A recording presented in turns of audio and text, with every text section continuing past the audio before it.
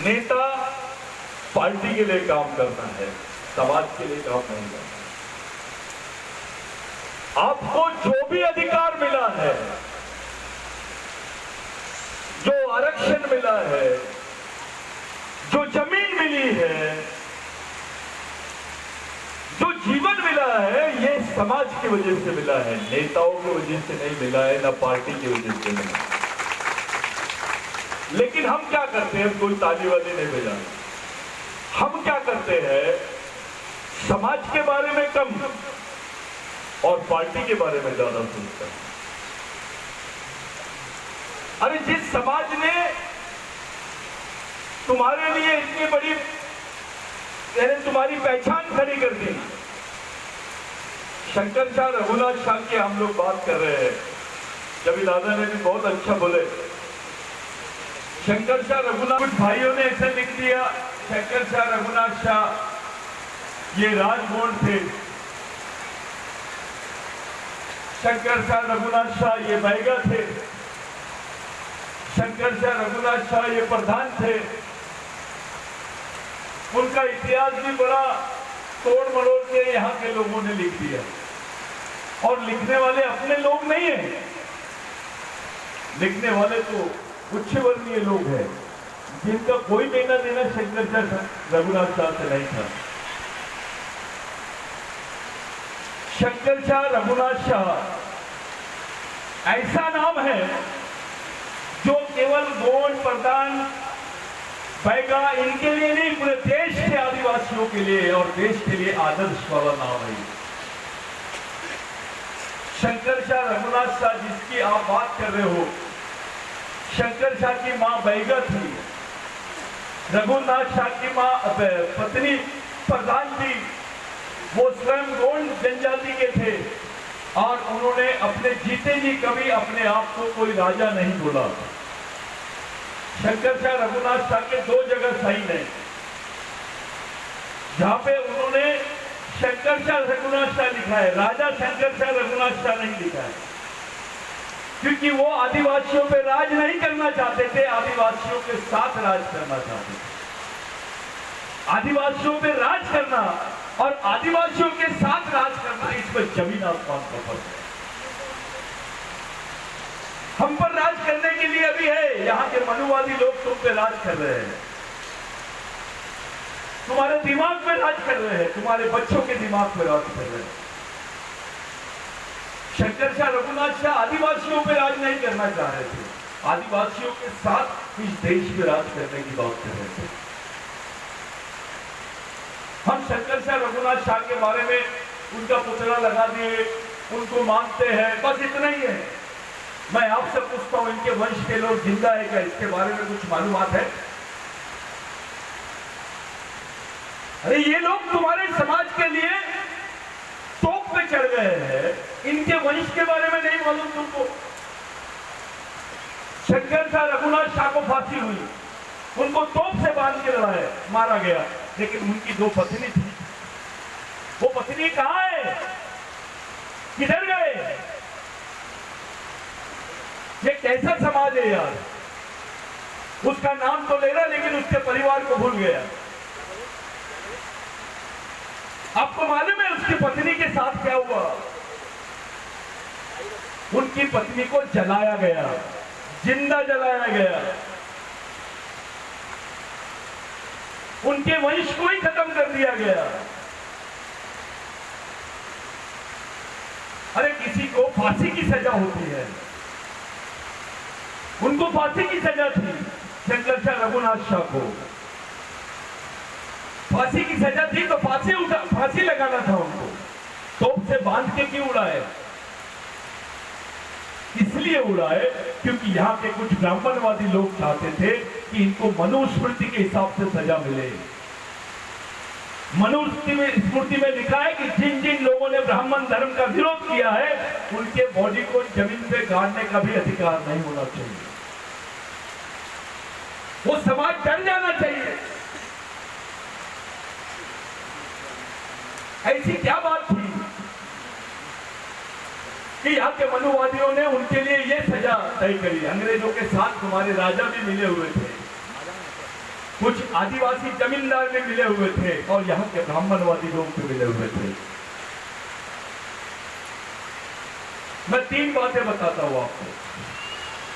मैं आया था तो बहुत बात करने के लिए आपसे, लेकिन ये मौसम और बाकी सब चीजों को देखकर मैं थोड़ी बात रखता हूं। शंकर शाह रघुनाथ शाह वो नाम है जिसपे इस भारत के गोंडवाना साम्राज्य का बहुत बड़ा उनकी आधारशिला रखने वाले लोग हैं। उस वक्त मनुस्मृति को, ब्राह्मण धर्म को सबसे ज्यादा महत्व दिया जाता था। राजा गोंड होता था, लेकिन उसके राज्य की जो भाषा होती थी वो मनुस्मृति और संस्कृत के हिसाब से चलती थी। शंकर शाह के राज्य में जब राजा बना कौन? रघुनाथ शाह। तो रघुनाथ शाह ने उस संस्कृत भाषा को वहां से राज्य का भाषा देने से मना कर दिया, उसको हटाया और गोंडी भाषा को राज्य भाषा का दर्जा दिया। यहाँ की जो स्थानिक भाषा है उसको राज्य भाषा का दर्जा दिया, संस्कृत भाषा को नहीं दिया। आदिवासी भाषा को राज्य भाषा का दर्जा दिया। यहाँ के ब्राह्मण भाई लोग छिड़ गए। पहले पंडितों को सजा नहीं होती थी, ब्राह्मणों को सजा नहीं होती थी। राजा जो होता था उसी को बनाते थे जो गाय की सुरक्षा करता था और ब्राह्मण की सुरक्षा करता था। अगर ब्राह्मण भाई ने मर्डर भी कर दिया तो उसके ऊपर कोई केस लॉन्च नहीं होती थी, उसके ऊपर कोई गुनाह दाखिल नहीं होता था, उसको सजा नहीं होती थी। लेकिन शंकर शाह रघुनाथ शाह के राज्य में पहली बार यह कानून बनाया गया कि ब्राह्मण को भी सजा होगी, इसलिए ब्राह्मण छिड़ गए। सजवार पांडे, कुंवर सिंह उपाध्याय, ये नाम है जिनको सजा हुई फांसी की और फांसी दिया गया। उनका गुनाह था कि उन्होंने आदिवासियों की जमीन पर कब्जा करने के लिए आदिवासी महिलाओं पर अत्याचार किया। जो गोंडवाना का एक राज्य था जिसको आप लोग गढ़मंडला बोलते हैं, उसी गढ़मंडला से जुड़ा हुआ राज्य है ये बहियर। हमारी मां बहनों को ब्लाउज पहनने की परमिशन नहीं थी, तुम्हारी मां बहनों को ब्लाउज नहीं पहन सकती थी। वो मनुवादी राज्य यहां पर था। रघुनाथ शाह ने वो बात को हटाया। हमारी मां बहनों को ब्लाउज पहनने पर टैक्स लगाया जाता था।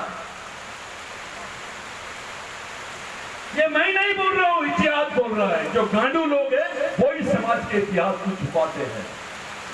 खुल के बोलना चाहिए आप लोगों ने कि अपनी मां बहनों को ब्लाउज पहनने पर ये लोग टैक्स लगाते थे। वो टैक्स को बंदी किया उसने। हमको ऋण देना पड़ता था हमारे शरीर को छुपाने के लिए, हमारी मां बहनों के शरीर को छुपाने की इजाजत दी शंकर शाह रघुनाथ शाह ने।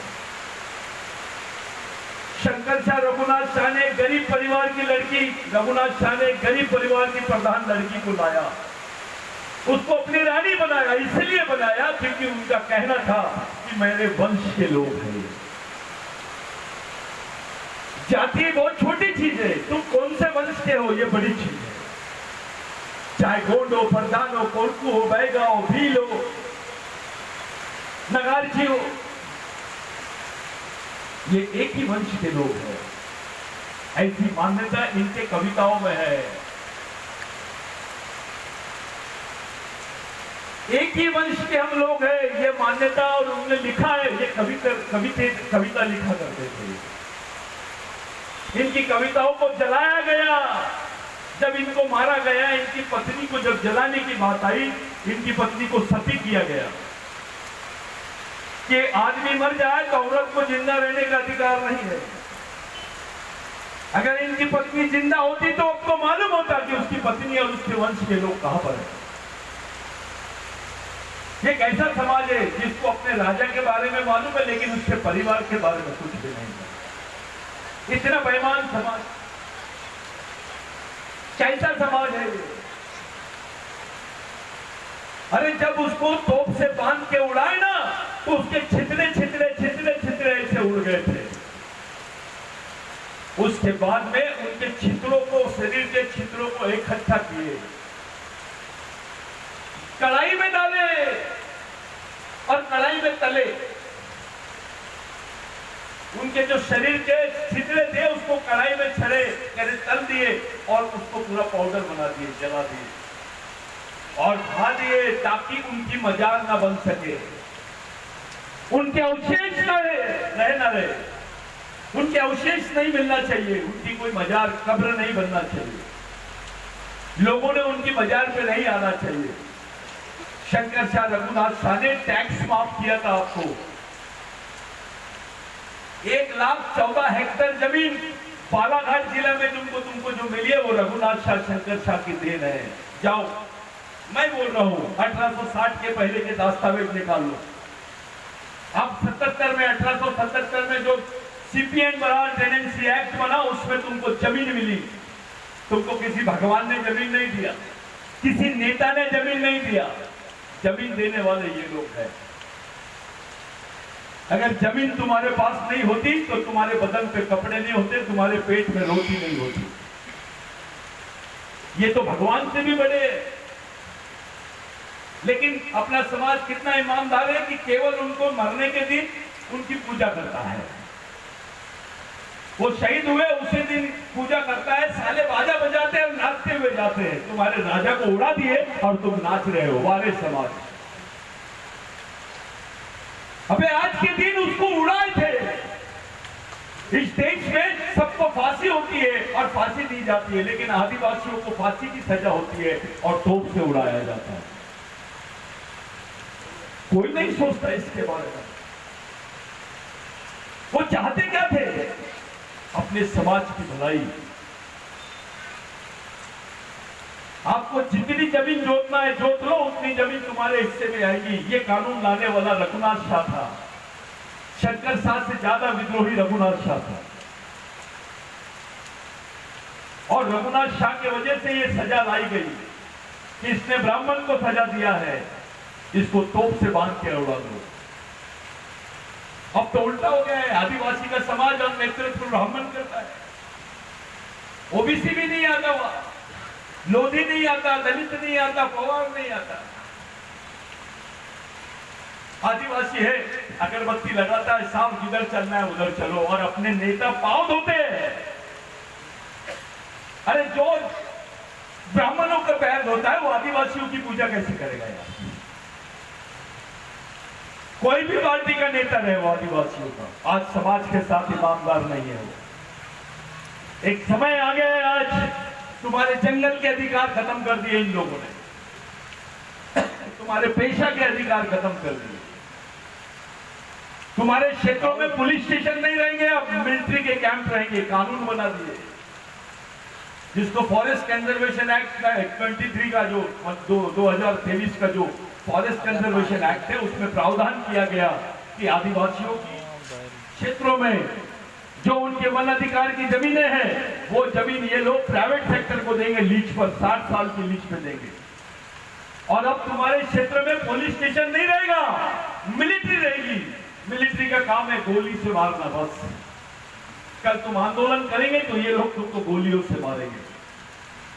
कौन बचाएगा तुमको? तुम्हारा विधायक बचाएगा? बताओ कौन सा विधायक है?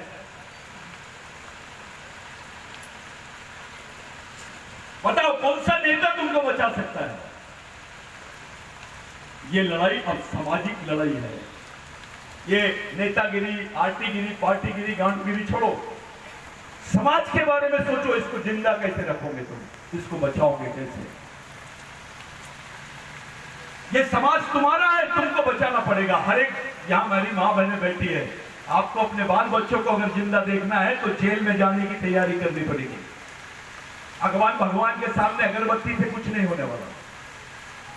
बच्चों को जिंदा देखना चाहते हो, उनका भविष्य सुरक्षित देखना चाहते हो, तो रास्ते पे आना पड़ेगा। समाज को एक जगह आना पड़ेगा। हमारे लोग तो बहुत समझदार है, जात को ही समाज समझ लेते हैं और समाज को ही जात। मैं प्रधान हूं, मैं गोड हूं, मैं बहगा हूं, तेरा बाप का है क्या? अबे जो अपने भाई को नहीं सब पहचानता वो दुश्मन को क्या पहचानेगा, और जो दुश्मन को नहीं पहचान सकता ऐसे आदमी को गांडू बोलते हैं, मर्द नहीं बोलते उसको। ये नपुंसक विचारधारा है, ये गोंड है, मेरा गोंड है, इसी के साथ में रहो। ये प्रधान है, लड़ाई के मैदान में बात कर रहा है साले। किसने बनाया तेरे को गोंड और प्रधान? कहां से आया है ये? तेरी संस्कृति एक, तेरा खून एक, तेरा डीएनए एक, तो समाज भी एक होना चाहिए। ये कैसी पलायनवादी सोच है, नपुंसक सोच कहां से आ गई हमारे समाज में? ये गोंड है, मैं गोंड के बारे में बात करूंगा। ये प्रधान है, मैं प्रधान के बारे में बात करूंगा। ओबीसी को लगता है आदिवासी मर रहा है ना, मरने दो। अबे वो भी तो वेटिंग लिस्ट में है,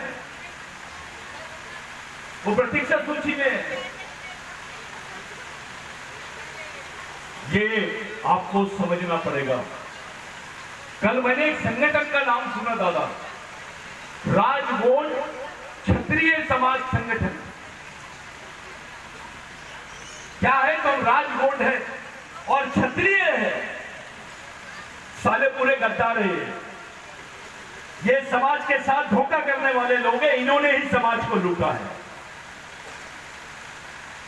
ऐसे जातिवादी सोच तुमको समाज में कहां से आ गई रे भाई? समाज को एक जगह कैसे लाएंगे इसके बारे में सोचना, समाज को तोड़ेंगे कैसे इसके बारे में सोचते हो तुम। आप लोग किसी आंटी पार्टी नेता के चक्कर में नहीं आना। पहले समाज के बारे में सोचना, अपने बाल बच्चों के बारे में सोचना। जो निर्णय समाज का होगा, मिशन का होगा, उसी चीज को लेके चलो। अरे आज तुम्हारी जमीन खत्म हो गई, आरक्षण खत्म हो गया, तुम्हारे रास्ते बंद हो गए, वन अधिकार के बारे में भी बात नहीं कर सकोगे तुम। तुम्हारे क्षेत्रों से पुलिस स्टेशन को हटा के मिलिट्री लगाएंगे ये लोग। कैसे जिंदा रहोगे तुम? कैसी लड़ाई लड़ोगे बताइए? जो आदमी आएगा वो समाज का नेतृत्व करेगा, उसी को नेता बना देते। चल मैं उसके कपड़े पकड़ूंगा। मैं ढूंढ रहा हूं ऐसे आदमी को जो इसका हल निकाले कि ये समाज जिंदा कैसे रहेगा, इस समाज को जिंदा कैसे रखेंगे। कौन सा नेता है तुम्हारे पास बताइए? चलते उसके पास। कौन सा बाबा है जो आदिवासियों को बचाने की बात कर सकता है? आज हमारे लोग सबसे ज्यादा मजदूरी करने जाते दूसरे प्रदेश में। बेचारों की 10 एकड़ जमीन है, उनके पास से पानी की रास्ते को उन्होंने दूसरी तरफ पलटा दिया, पूरी नहर की दिशा बदल दी। 10 एकड़ जमीन रहने के बाद वो नागपुर में जाता है, मजदूरी करता है। 3 महीने के बच्चे को पीठ पे बांधती है, गड्ढा खोदती है हमारी आदिवासी भाई। रामदेव बाबा को बोलो ना गड्ढा खोद करके, वो गड्ढा खोद के बता दे, समझ में आ जाएगा उसको कैसे रहता है। आपका सम्मान होता है क्या? आप लोग मजदूर हो कि नहीं? आप आदिवासी हो कि नहीं? आपकी कौम मेहनत करती है कि नहीं? तुम्हारे बारे में सोचने के बजाय यहाँ के मंत्री, यहाँ की सरकार पंडितों के बारे में सोचती है जो मंदिरों में बैठे हैं। उनको 5,000 की पेंशन देती है, उनको जमीन देते रहने के लिए। शहर में अगर वो मंदिर है तो वो मंदिर भी उसकी पूजा भी करेगा, वो उसको संरक्षक बोलते हैं।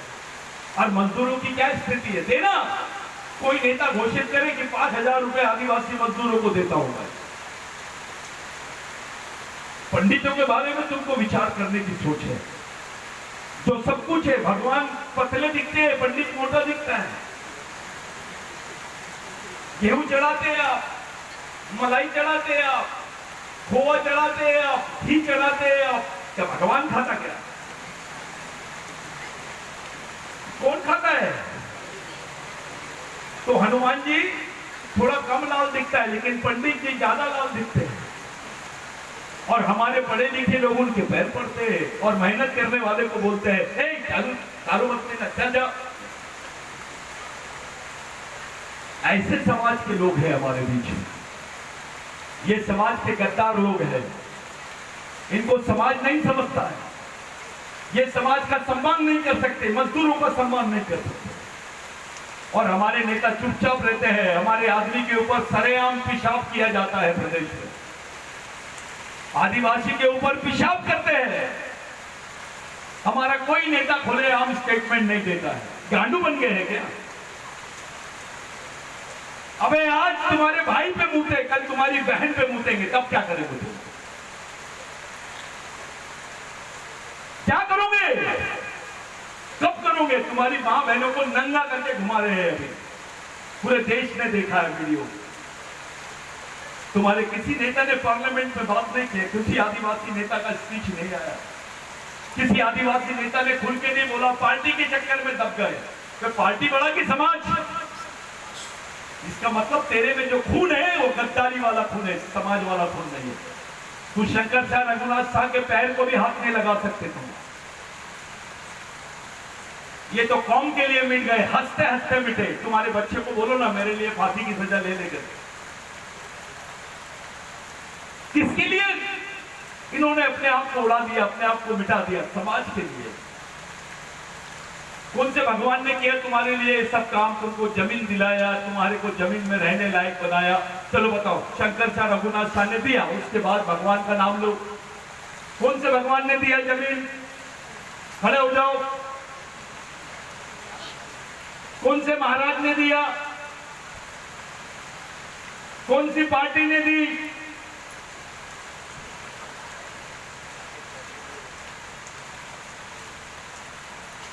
कौन है? किसकी जमीन है ये? अबे आदिवासी की ही जमीन आदिवासियों को देने को जमीन देना बोलते क्या? वो भी लीज पे दिए। तुमको भूधारक बनाए, भूमालक नहीं बनाए। भूमि धारक जाने भूमि को धारण करने वाला। भूमालक अलग चीज है, भूमालक तो बनाया इन्होंने। हमको इन्हीं के परिवार का पता नहीं मालूम, इनके परिवार को क्या किए, इनको ऐसी सजा क्यों दी गई। ये जो पूरा इतिहास है ये थोड़ा सा इतिहास है, लेकिन 50-40 साल का इतिहास जो था, शंकर शाह रघुनाथ शाह का, गोंडवाना का इतिहास, मंडला का इतिहास, वो इतिहास को दबा दिए। ये वही रघुनाथ शाह, शंकर शाह है जिन्होंने जमीनों को आदिवासी कृत किए। जो सीपीएन बरार एक्ट बनाए अंग्रेजों ने, वो इनकी कुर्बानी की वजह से बनाए। तब नागपुर राजधानी थी, पहले नागपुर भी मध्य प्रदेश में था। 1962 में अलग हुआ, वो महाराष्ट्र बना, ये मध्य प्रदेश बना। इसका भी टुकड़ा कर दिए, छत्तीसगढ़ बना दिए। तुम्हारे को टुकड़े टुकड़े में बांट दिए। जो बहुसंख्यक समाज था आदिवासी, उसको अल्पसंख्यक समाज बना दिए। अगर बहुसंख्यक आदिवासी होते तो राज्य किसका होता? आदिवासी। लेकिन अल्पसंख्यक बना दिए। अब संख्या आदिवासियों की है, राज कोई और करता है। क्यों नहीं बनाता कोई आदिवासियों को मुख्यमंत्री? क्यों नहीं बोलते हमारे लोगों को मुख्यमंत्री बनाओ? अब तुम लाएंगे, हमारी पार्टी है, हम बनाएंगे। कब बनाएंगे बे? साला पार्टी आदिवासी की है और टिकट आरएसएस वाले देते हैं। कैसे बचाओगे समाज को? कब जागोगे तुम? अपना वजूद कब बनाओगे? इसलिए तुम्हारे को जो भी मिला है वो समाज के लिए मिला है। पहले समाज को जिंदा रखने की नींव रखो। नेताओं के विचारों से समाज नहीं बचेगा, ये शहीदों के विचारों से समाज बचेगा। इन पे भरोसा करो। ये हमारे सही नेता है। ऐसे तो कई आएंगे पाइली के 50, मैं राजा हूं, मैं नेता हूं, ये बोलने वाले तो कई आएंगे। आप लोग समझदार हो। आज तुम्हारे बाल बच्चों का भविष्य खतरे में है। वो जिंदा कैसे रहेंगे ये तुमको नहीं मालूम। तुमको नौकरियां मिलेंगी नहीं, ये गारंटी नहीं। तुम्हारी जमीन भी तुमसे छीन लेंगे। अब तुमको गांव से हटा के जंगलों में और जंगलों से हटा के बाहर, तो भी कोई तुम्हारी पुलिस रिपोर्ट नहीं लिखेंगे, क्योंकि इन लोग मिलिट्री की चौकी बनाएंगे। कानून बना है कि आदिवासी क्षेत्रों में पैरामिलिट्री फोर्सेस का ये लोग कैंप लगाएंगे, उसके लिए जमीन दी जाएगी। मेरी माताएं बहनें, मैंने बहुत बोला होगा, कुछ बातें तुम्हारे दिमाग में आई होगी। 3 बातें याद रखो। तुम्हारे बाल बच्चों को जिंदा रखना है तो समाज को जिंदा रखो। किसी पार्टी ने तुमको कुछ नहीं दिया है, जो कुछ मिला है समाज की वजह से मिला है। इस समाज नाम की व्यवस्था को जिंदा रखोगे तो जिंदा रह पाओगे। अगर इस समाज को जिंदा नहीं रखोगे तुम तो तुमको कोई पूछेगा नहीं। पार्टी बनेगी समाज, नेता बना की समाज। तुमको समाज के लिए जीना है, समाज के लिए ही मरना है, और समाज ही तुमको सब कुछ दिया है। ये विचार शंकरशाह रघुनाथ शाह के जीवन से हमको मिलते हैं।